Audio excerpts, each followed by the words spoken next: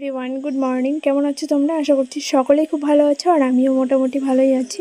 তো সকাল সকাল ঘুম থেকে উঠে একদম ফ্রেশ হয়ে ঘরে চলে এসেছি। আর এসেই প্রধান কাজ যেটা, চুলটা আগে ঠিক করে আঁচড়ে নেওয়া। এই চুল নিয়ে পড়েছি মহা সমস্যায়। তোমরাও অনেকে কমেন্ট করে বলেছো যে দিদিভাই এই মুহূর্তে চুলটা কাটা ঠিক হবে না, তো সেই জন্য আমি কাটছি না, বাড়ি থেকেও বারণ করছে। দেখা যাক কবে এই চুলের একটা ব্যবস্থা করতে পারি। তো তারপরে এই বিছানাটাও তুলে নিলাম। এই বিছানা তুলতে গেলেও আমার অনেক সমস্যা হয়। একবার উঠতে হয়, মশারি কোনা খুলে আবার উপরে গুজে রাখো, মানে এই ওঠা বসায় ভীষণ সমস্যা হয়ে যাচ্ছে এখন। যাই হোক, তারপরে ওষুধটাও খেয়ে নিচ্ছি। আর ওষুধ খেতে গেলে একটা বিস্কুট আমার অবশ্যই লাগবে। একটা বিস্কুট ছাড়া ওষুধ আমি কিছুতেই খেতে পারবো না। ওইদিকে মা তো রান্নাবান্না বসিয়ে দিয়েছে। ওষুধটা খেয়ে তারপর আমি চলে যাবো রান্নাঘরে। দেখা যাক আজকে কী কী রান্নাবান্না হয়। তাছাড়া তোমাদেরকে তো আগের ব্লগে বলেইছি যে আমাদের নিরামিষ চলছে এখন, তো সেই জন্য সব নিরামিষ রান্নাই হবে অবশ্যই। আর ফ্রেন্ডস, গুড মর্নিং। সকাল সকাল প্রত্যেক দিনকার মতো আজকেও ব্লগ শুরু করলাম। এখন ঠিক ঘড়ি কাটায় বাজে 7টা বাজতে 5 বাকি। ওইদিকে মা অলরেডি রান্নাবান্না শুরু করে দিয়েছে, আর আমি ঘুম থেকে উঠে ফ্রেশ হয়ে বিছানাটা তুলে নিলাম। আর আমার যে কাজকর্ম থাকে, ওষুধ খাওয়া, বিস্কুট খাওয়া, সেগুলো হয়ে গেছে। বিস্কুট বলতে ওই হাফ বিস্কুট আগে খাই ওষুধ খাওয়ার, আর হাফটা পরে খাই। মানে একটা বিস্কুট দিয়ে আমার ওষুধগুলো খেতেই, না হলে কিছু করার নেই। মানে পুরো একদম খালি পেটে আমি ওষুধ খেতে পারি না, আমার খুবই গা গোলায়। তো যাই হোক, সকাল সকালে যে চুলটাও আঁচড়ে নিয়েছি, তো আজকে শ্যাম্পু করতে হবে। তোমরা অনেকেই বলেছো দিদিভাই এই সময় চুল কাটতে নেই। আমার ভীষণ ইচ্ছা ছিল চুলটা কেটে একদম ছোট করবো, মানে এইটুকু করবো। অতটা বড় হয়ে গেছে, ভালো লাগে না চুল আঁচড়ানো, চুলের যত্ন করা ভীষণ সমস্যা। তো সেই জন্য ভেবেছিলাম একদম কেটে ছোট করে একটু স্ট্রেট করে নেব, বাট সেটা আর এই মুহূর্তে হচ্ছে না। তোমরাও বারণ করেছো, বাড়ির থেকেও সবাই বারণ করছে, তাই ভাবলাম থাক, দরকার নেই। আর কয়েকটা মাস পার হয়ে যাক, তারপর না হয় দেখা যাবে। তো একদম সকাল সকাল ব্লগটা স্টার্ট করলাম। সারাদিনে যতটুকু পারবো তোমাদের সঙ্গে শেয়ার করব। আর আজকে ইচ্ছে রয়েছে ওই বাড়িতে যাব, দেখা যাক তোমার দাদাভাই কি বলে। সকাল থেকে আজকে বৃষ্টি হয়নি, তো বৃষ্টি যদি না হয়, ও কাজের থেকে যখন আসে না তখনও প্রচণ্ড বৃষ্টি মানে পড়তেই থাকে সারা রাত। ওই বৃষ্টির মধ্যে আমাকে আর নিয়ে যেতে চায় না। গতকাল রাত্রে বলেছিলাম যে চলো তাহলে আজকে আমাকে নিয়ে চলো, তো বলছে এই বৃষ্টির মধ্যে ওই ভিজে ভিজে বাড়িতে গেছে, বলছে আজকে তোমাকে নেব না, যদি কালকে বৃষ্টি না হয় কালকে নিয়ে যাব। তো দেখা যাক, আজকে যদি বৃষ্টি না হয় তাহলে রাত্রে মানে তোমার দাদাভাই কাজের থেকে ফিরবে, তারপরে বাড়ি যাব। তো এই হচ্ছে সকালের আপডেট। চলো রান্নাঘরে যাই, দেখি মা কি রান্নাবান্না করছে। আর এই যে বাইরে আরও অনেক ভিজে জামা কাপড় রয়েছে, তাই এই নাইটি, আমার এই যে ব্লাউজটা আমি এখানে রেখেছিলাম ঘরের মধ্যে, যাতে ফ্যান চালিয়ে রাখলে একটু তাড়াতাড়ি শুকিয়ে যায়, সেই জন্য।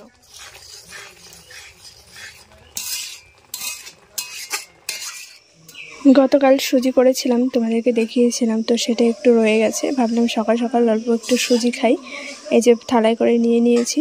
আর মা তো ওইদিকে রান্নাবান্না করছে। শাকের ঝোলটা রান্না হয়ে গেছে, ওইদিকে ডাল রান্না হয়ে গেছে, তোমাদেরকে পরে দেখাচ্ছি। আর এখন আমি বসে বসে সুজিটা আগে খাই।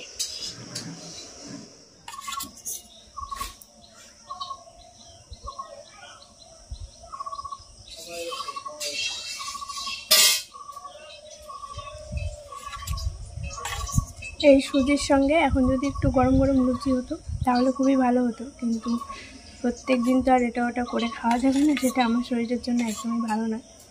ওই জন্য ইচ্ছা থাকলেও এখন আর এটা করা যাবে না, তাই শুধু শুধু সুজি খাচ্ছি। আর এটা পুরোটাই গুঁড়ো দুধ দিয়ে করা, আমুল দুধ, সেই জন্য আরও বেশি টেস্টি লাগছে খেতে। গরুর দুধ দিয়ে করলেও ভালো লাগে, কিন্তু এখন আর কোথায় পাবো, তো সেই জন্য এই যে গুঁড়ো দুধ দিয়েই করলাম, যেটা আমি হরলিক্স খাওয়ার জন্য এনেছিলাম দুধটা।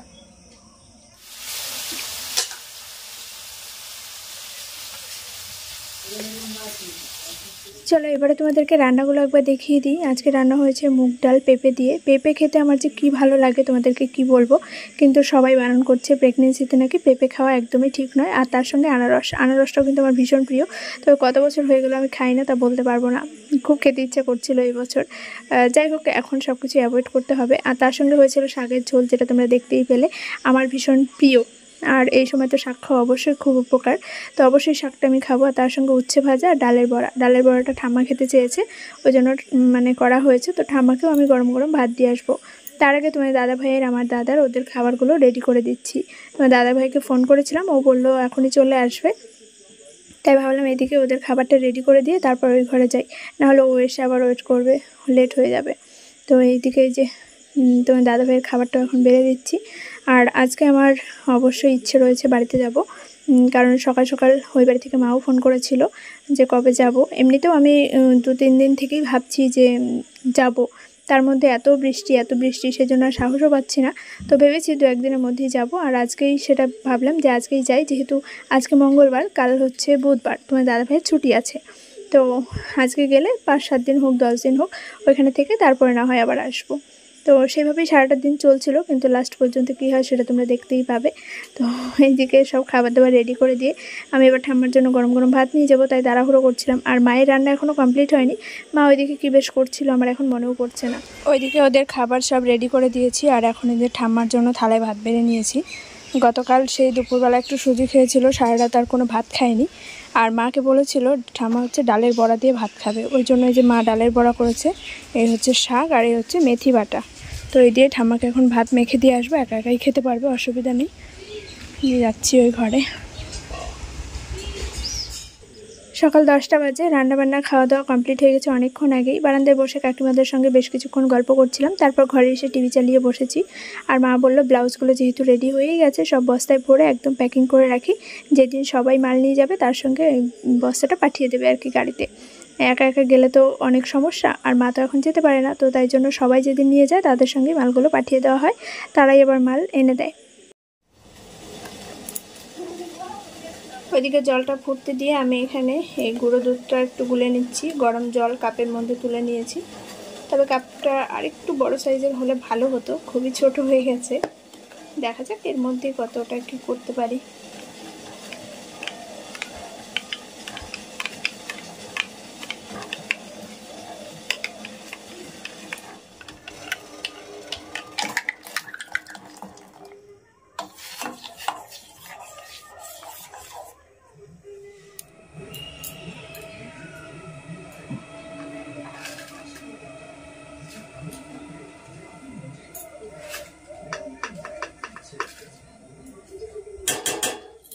চলে এলাম রান্নাঘরে। ঘরে সবাই টিভি দেখছে, এখন বিকেল 5টা বাজে। সেই সকালবেলায় তোমাদের সঙ্গে দেখা হয়েছে রান্নাবান্না খাওয়া দাওয়ার সময়, তারপর অনেকটা সময় পার করে ফেলেছি। সারাদিন আর ক্যামেরাটা অন করতে পারিনি, আজকে দুপুরে একটু ঘুমিয়েছিলাম। আর তারপর ঘরে একটু গোছগাছ করছিলাম। অনেকদিন হলো এসেছি, জামা কাপড় জিনিসপত্র ওষুধপত্র সব এদিক ওদিক ছড়ানো ছিটানো ছিল, তো সেগুলো সব গোছগাছ করে রাখলাম। আর এখন এসেছি একটু চা করব, দুধ চা খেতে ইচ্ছা হয়েছে, অনেকদিন খাওয়া হয় না, তাই ভাবলাম একটু চা করে নিই। ঘরে মা কাকিমা কাকা সবাই টিভি দেখছে, সবার জন্যই করছি। চা করে নিয়ে তারপর ঘরে যাব, আর দেখি ঠাম্মা যদি খায় ঠাম্মাকে একটু দিয়ে আসবো।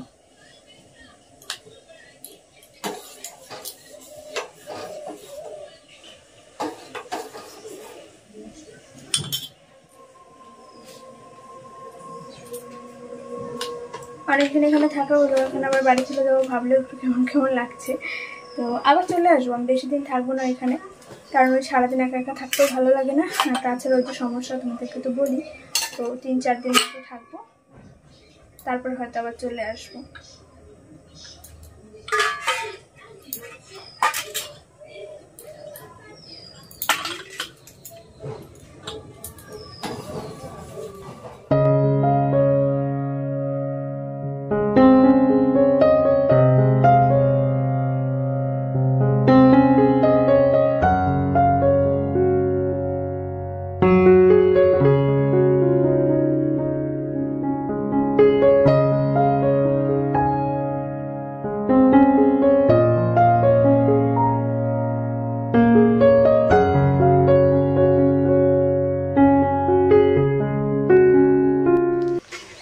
চা খাওয়া, গল্প করা, টিভি দেখা সব কিছুই হয়েছে।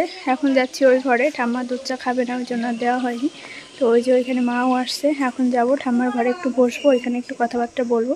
আজকে যেহেতু চলে যাব তাই ভাবলাম ওইখানে একটু সময় কাটিয়ে আসি, আবার 4-5 দিন পরে হয়তো দেখা হবে।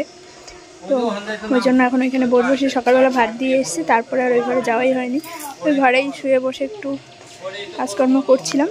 তো এখন যাচ্ছি ওই ঘরে, চলো ওই যে সবাই যাবে, এই যে কাকিমা যাবে, মা যাবে, সবাই এখন ওই ঘরে বসে আবার ঠাম্মার সঙ্গে একটু গল্প টল্প করা হবে। আর ওই বাড়ি থেকে জেঠিমাও এসছে, মাঝে মাঝেই কাকিমা জেঠিমারা সবাই দেখতে আসে। আর আমরা তো মানে দিনে 2-3 বার হোক, যতবারই হোক সময় সুযোগ বুঝে সবাই আসে। আসো। আর একজনও কমেন্ট করেছে আমাদের বাড়িটা একটু ঘুরিয়ে দেখাতে, তবে আজকে আর হলো না। দেখি নেক্সট যেদিন আসবো সেই দিন তোমাদেরকে দেখাবো।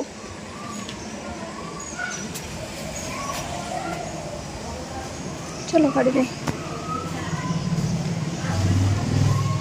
রাত্রে রান্নাবান্না কমপ্লিট হয়ে গেছে, আর আজকের মেনুতে রয়েছে সয়াবিন। তোমার দাদাভাইয়ের এত প্রিয় ছিল, এখন একদমই খেতে চায় না, তবুও থালায় একটু দিলাম। আর ওর জন্য রুটি আলু ভাজা করা হয়েছে, মা এদিকে গরম গরম রুটি ভাজছে, আর তোমার দাদাভাই যে বারান্দায় খেতে বসেছে। এর সঙ্গে যে কাঁচা পেঁয়াজ, কাঁচা লঙ্কাটা অবশ্য পরে দিয়েছি। রাত বাজে 9:30, খাওয়া দাওয়া কমপ্লিট করে ওই যে রান্নাঘর একদম তালা দিয়ে দিয়েছে। মা এখন ঘরে টিভি চালিয়েছে, আর ওই দিক থেকে আবার তৃষাও ফোন করেছে, তৃষার সঙ্গে ফোনে কথা বলছে। আর আমি বাইরে আসলাম তোমাদের সঙ্গে একটু কথা বলতে। আর রাত্রের মেনুতে ছিল রুটি আলু ভাজা তোমার দাদাভাইয়ের, আর আমাদের জন্য সয়াবিনের তরকারি। তো এখন যেহেতু নিরামিষ চলছে, এসবই খাওয়া দাওয়া হচ্ছে। ওই বাড়ি থেকে মা ফোন করেছিল সকালবেলাতেই, এই অবস্থায় নিরামিষ খাওয়াটা তো ভীষণ চাপের আমার। তো তবুও আজকে ভেবেছিলাম বাড়ি যাব, তোমাদেরকে সকাল থেকেও আমি ব্লগে সেটাই বলে গেছি সারাদিন যে আজকে আমি বাড়িতে যাবো। কালকে যেহেতু বুধবার, তোমার দাদাভাইয়ের ছুটি আছে, তো সেই জন্য ভাবলাম আজকে যাই, বাড়িতে গিয়ে 4-5 দিন হোক 7 দিন হোক থেকে তারপর আবার এখানে আসবো। কিন্তু ও কাজের থেকে ফিরেই বললো যে আজকেও মাছ ধরতে যাবে। গতকাল রাত্রে থেকে আমাদের এই নদীতে প্রচুর মাছ হচ্ছে, অনেকে মাছ ধরেছে। ও গতকাল রাত্রে আর কোনো খোঁজ খবর পায়নি, আজকে সারাদিন তো কাজে ছিল, যেতে পারেনি। তো এখন এসে বলছে মাছ ধরতে যাব। কালকে যেহেতু ছুটি আছে, রাত জাগলেও সারাদিন ঘুমাতে পারবে, অসুবিধা হবে না। এবার ওর মাছ ধরার ভীষণ নেশা, মাছ খেতে অত পছন্দ করে না, কিন্তু মাছ ধরতে ভীষণভাবে পছন্দ করে। আর এখন কাজের জন্য সেই সময়টাই পায় না যে মাছ ধরবে। তো আজকে ইচ্ছে হয়েছে মাছ ধরবে, ওই দিক থেকে আবার ওদের সঙ্গেই কাজ করে দাদাই বলি। তো এসছে, আর আমাদের বাড়ি থেকে ভাইকে নিয়ে গেছে। তো 3-4 জন ওরা গেছে, খাওয়া দাওয়া করে তারপরে গেল মাছ ধরতে। এবার আমাকে বলছে তুমি যদি বাড়িতে যাও তাহলে আমার মাছ ধরতে যাওয়া হবে না।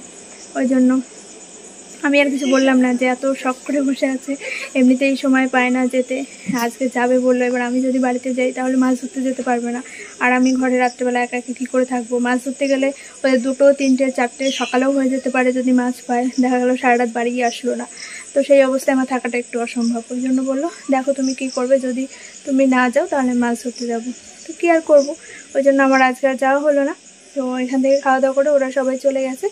এখন আমি ঘরে বসে যে মায়ের সঙ্গে একটু টিভি দেখবো, তারপর যখন ঘুম পাবে ঘুমিয়ে পড়বো। তো যাই হোক, চলো আজকে ব্লগটা আমি এখানেই এন্ড করছি। দেখা হচ্ছে আগামীকাল একটা নতুন ব্লগে। সবাই খুব ভালো থেকো, সুস্থ থেকো। আজকের ভিডিওতেও কমেন্টে সেভাবে রিপ্লাই করতে পারলাম না, খেয়ে উঠলাম, প্রচণ্ড হাঁপিয়ে যাচ্ছে। এখন ঘরে গিয়ে ফ্যানের নিচে বসবো। খেয়ে উঠলে প্রচণ্ড পরিমাণে কষ্ট হয়, আবার না খেলেও খিদেই কষ্ট হয়। মানে কী যে করি, খাওয়ার পরেও কষ্ট হয়, না খেলেও কষ্ট হয়। এখন পড়েছি মহা সমস্যায়, যত দিন যাচ্ছে ততই সমস্যা বাড়ছে। আর আমাকে তোমরা অনেকেই জিজ্ঞাসা করছো দিদিভাই তোমার কত উইক্স চলছে। দেখো, উইক্সের হিসাব আমি সেভাবে করিনি, হয়তো রিপোর্ট দেখলে অবশ্যই বলতে পারবো, কিন্তু রিপোর্টটা এখন আমার কাছে নেই। তবে মান্থ হিসাবে যদি তোমাদেরকে বলি, আমার 6 মান্থ কমপ্লিট হয়ে 7 মান্থ রানিং, মানে সবে মাত্র পড়েছে 2-1 দিন হলো। তো যাই হোক, এখন যত দিন যাচ্ছে ততই টেনশন, ততই ভয়, আর ততই শারীরিক অনেক রকম প্রবলেম, অনেক রকম সমস্যা ফেস করতে হচ্ছে।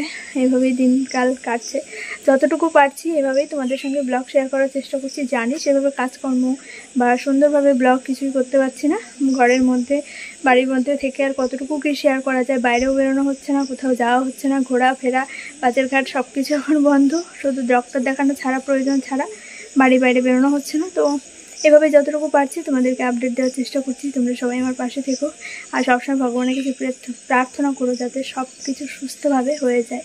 সত্যি ভীষণ ভয় লাগে, ভীষণ।